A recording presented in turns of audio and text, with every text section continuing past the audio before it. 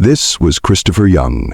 On July 17, 2018, the state of Texas executed him for what happened on this security camera 14 years earlier. But here's what made this case absolutely extraordinary.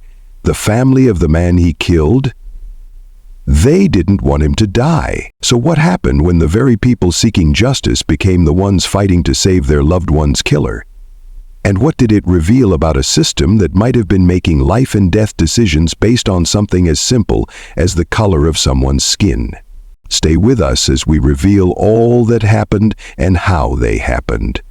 Before we begin, if these stories matter to you, don't forget to like, share, and subscribe. November 21st, 2004. A quiet Sunday morning in San Antonio. Hasmukh Patel, 53, opened his mini food mart like he had countless times before.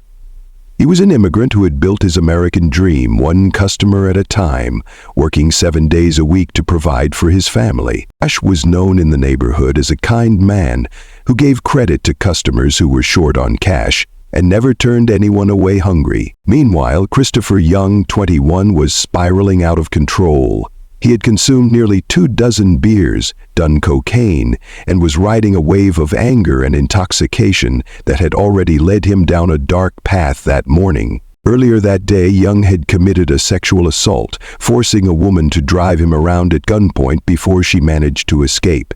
But his night of violence wasn't over. Yong entered Patel's store around 10:30 p.m. They knew each other. This wasn't a random crime.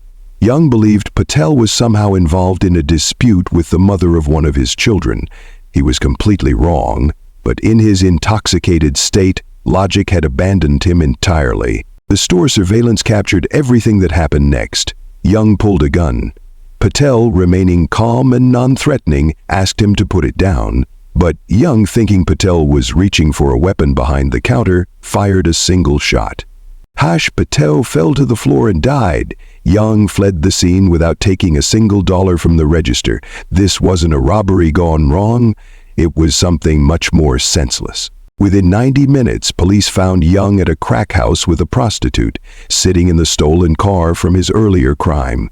He confessed immediately but claimed he didn't remember pulling the trigger. Texas didn't mess around with capital murder. The state sought the death penalty, and in 2006, they got it. Yong was sentenced to die for a crime that lasted less than 2 minutes. Years later, Yong would admit the whole thing had been based on a lie. The woman had manipulated him, feeding him false information about Hash's involvement in their dispute. But the truth came too late for Patel, who left behind a wife, 2 sons, and a community that had lost one of its most generous members. July 17, 2018. Christopher Yong, 34, sat on Texas death row with just hours left to live. Outside, protesters gathered in the sweltering heat. But inside the prison, an extraordinary meeting had taken place the day before. One that challenged everything we think we know about justice and forgiveness. Patel walked through these corridors to meet his father's killer. This wasn't his first visit. It had become a regular occurrence that started as curiosity and evolved into something much deeper. I really did believe Chris Yong was not the person he was 14 years ago. It was really unfortunate that the board didn't hear our request for clemency. The man Mitesh visited was no longer the angry gang member who had entered prison 14 years earlier. Yong had become a mentor, preventing suicides, stopping assaults, easing racial tensions on one of America's most violent death rows. He played violin, excelled at chess, and had 3 daughters he was trying to guide from behind bars. The Patels had done something almost unheard of. They publicly opposed the execution of their loved one's killer. It was a decision that went against every expectation of how victims' families should respond. As a father himself, Mitesh didn't want Yong's daughters to grow up without their dad, the same way he had grown up without his after that November night in 2004. But time was running out, and the state of Texas rarely showed mercy. Christopher Yong wasn't born a killer. Early photos showed a bright kid who played violin, cello, and bass. He had been enrolled in music programs, excelled in school, and had dreams that stretched far beyond the streets of San Antonio. But when Yong was just 8 years old, his father was shot and killed in a robbery. In an instant, the foundation of his world crumbled. Without guidance at home and with his mother struggling to hold the family together, Yong sought belonging elsewhere. The Bloods gang claimed him, offering the structure and identity his broken family couldn't provide. School became irrelevant. Street credibility became everything. By his teens, Yong was fully immersed in gang culture, where violence was currency and survival meant being harder than the next person. Yong's story wasn't unique, it was tragically common. Childhood trauma, absent fathers, communities where gangs filled the void left by broken families. It was a pipeline that fed directly into the criminal justice system. And Texas had one of the most efficient pipelines in the country. When Yong finally landed in prison, the system's answer was simple: lock him up and throw away the key. For capital murder, Texas offered only one solution: death. But something unexpected happened on death row. Yong began to change. The place designed to end his life became the place where he truly began to live. Away from the streets, the drugs, and the pressure to maintain his reputation, Yong discovered who he could be. When violence wasn't the answer to every problem, he became a mentor to younger inmates, preventing suicides and stopping assaults. He mediated racial conflicts and helped other prisoners earn their GEDs. Most importantly, he became the father to his daughters that his own father never had the chance to be. For 14 years, Yong worked to become a different person. But the question remained: would Texas recognize that transformation? Or would they execute the man he used to be? That question would soon be answered, and the Patel family was about to make their most desperate plea yet. Death row was supposed to be the end of Christopher Yong's story, but instead, it became a new beginning. Stripped of everything that had defined his street identity, the colors, the reputation, the constant need to prove himself, he was forced to confront who he really was beneath all that anger. Like many transformation stories, Yong's had guides. Fellow death row inmates who had found peace despite their circumstances showed him a different path. Books replaced bullets. Reflection replaced reaction. But Yong didn't just transform himself. He became a force for transformation in others. Prison records documented how he prevented an inmate from assaulting a guard, talked someone out of suicide, and worked tirelessly to ease racial tensions in one of America's most volatile environments. Yong developed Reaching Our Young, a mentorship initiative aimed at steering kids away from the path that had led him to death row. From his 6x9 cell, he was trying to save the next generation from his fate. Perhaps most importantly, Yong became the father he never had. Despite being locked away, he maintained close relationships with his 3 daughters, trying to guide them through phone calls and letters that were both heartbreaking and hopeful. Even hardened prison officials acknowledged Yong's transformation. His disciplinary record told the story of a man who had become a positive influence in an environment designed to break people. Yong's intellectual growth was remarkable. He became an accomplished chess player, using the game to teach strategy and patience to other inmates. The kid who had dropped out of school after his father's death had become a teacher. Most remarkably, Yong returned to music on death row. The violin and cello skills from his childhood re-emerged, providing both personal solace and entertainment for fellow inmates who rarely experienced beauty in their concrete world. Here was a man who had found his purpose in the place society had sent him to die. He was doing more good from death row than he had ever done on the streets, mentoring dozens of inmates and corresponding with at-risk youth across the country. Yong's case forced uncomfortable questions about redemption, second chances, and the very purpose of punishment. If the goal of the justice system was rehabilitation, what did you do with someone who had genuinely rehabilitated themselves? These were the questions the Texas Board of Pardons and Paroles would have to answer as Yong's execution date approached. But in a state that had executed more people than any other since the death penalty was reinstated, mercy was a rare commodity. Young's lawyers knew they needed something powerful for his clemency petition. They found it in Thomas Whitaker, a white man whose case bore striking similarities to Young's, and whose outcome would expose uncomfortable truths about justice in Texas. In 2003, Thomas Whitaker had orchestrated the murders of his own family. His mother and brother died, his father was wounded, all so Whitaker could inherit their money. It was calculated, cold-blooded, and involved multiple victims. Both men were young when they committed their crimes. Both showed genuine remorse. Both had transformed in prison, becoming mentors and positive influences. Both had the support of their victims' families. But there was one crucial difference. Yong was black. Earlier in 2018, the Texas Board of Pardons and Paroles had unanimously recommended clemency for Whitaker. Governor Greg Abbott granted it just minutes before the scheduled execution. Whitaker was moved off death row to serve life in prison. Armed with Whitaker's precedent, Young's lawyers crafted what they believed was an even stronger case.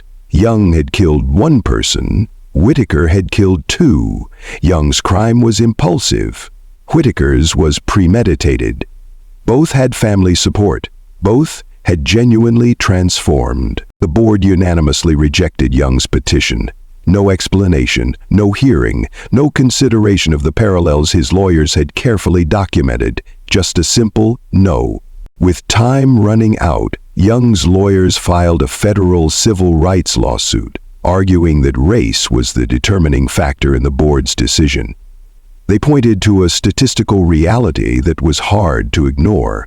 In 20 years, Texas had granted clemency to only 3 death row inmates. The state argued that Young's case was far weaker than Whitaker's, citing additional crimes and disciplinary issues. But critics noted these same arguments could have been made about Whitaker, whose case involved multiple murders and years of deception. The Texas clemency process operated in shadows. Board members voted by fax, often without reading full petitions. There were no hearings, no explanations, no accountability. As one federal judge had noted, a flip of the coin would be more merciful. Federal Judge Keith Ellison reluctantly rejected Young's appeal, noting the well-nigh impossible task of proving racial discrimination when the process was completely secret. The numbers told a stark story. Since 1998, Texas had executed over 400 people but granted clemency to only 3. The racial disparities in death penalty cases were well documented, but proving bias in individual cases remained nearly impossible. Young's case had highlighted the very problem it sought to address. A system so opaque that discrimination, if it existed, could never be proven. The final irony was that his fight for justice had exposed the system's greatest weakness, its ability to hide behind secrecy while making life and death decisions. As the clock ticked toward 6 p.m., the Patel family made one last desperate journey to the prison where their father's killer was about to die, against their wishes. Tuesday morning, July 17, 2018. Young's lawyers made their final arguments in federal court. Judge Keith Ellison expressed visible frustration with the system, but felt legally bound to reject the appeal. The Patels spent the day knowing that despite their pleas, despite their forgiveness, the state would kill their father's killer against their explicit wishes. Anti-meth penalty activist Sister Helen Prejean posed the haunting question that hung over the entire case. At the Huntsville unit, Yong prepared for death. He was allowed final visits, final phone calls.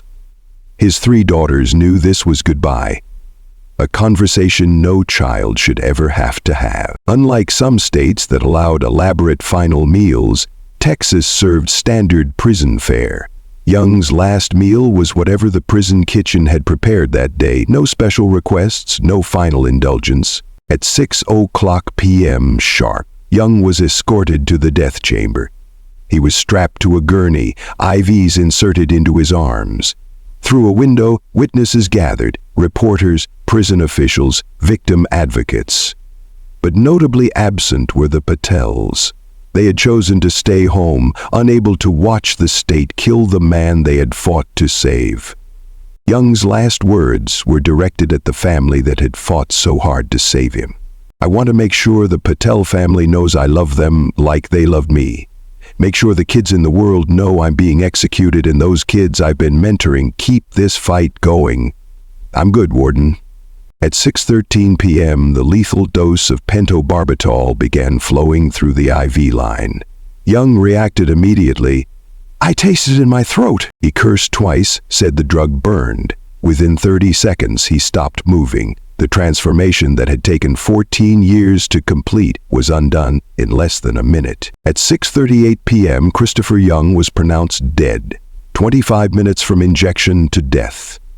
He became the 8th person executed in Texas that year, the 13th in the nation. The man who had spent his final years trying to prevent others from following his path was gone, but the questions his case raised about justice, race, and redemption would linger long after his death. Yong's execution changed nothing and everything. Hasmukh Patel was still dead. The Patel family still grieved, but now they grieved for 2 men instead of 1. The questions that haunted Yong's case remained unanswered.